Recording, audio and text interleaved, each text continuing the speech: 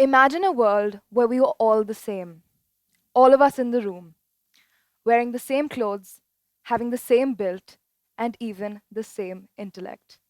How awfully boring would that be? And yet, we do just that.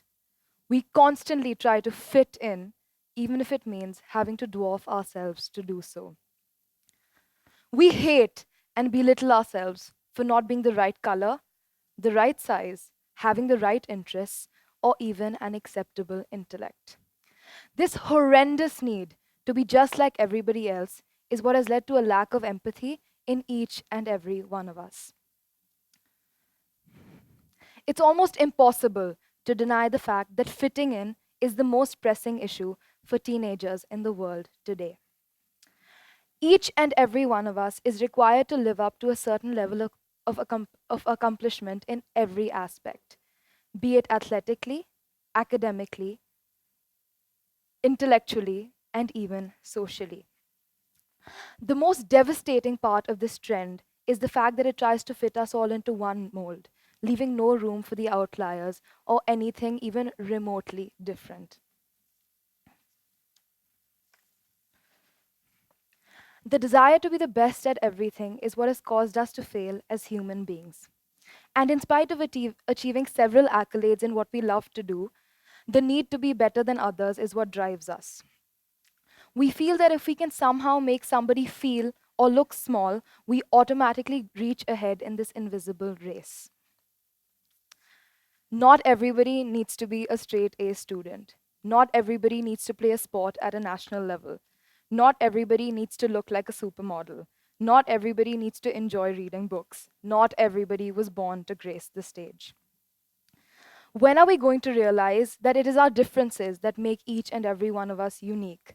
When are we going to realize that blowing out somebody else's candle won't make ours shine any brighter?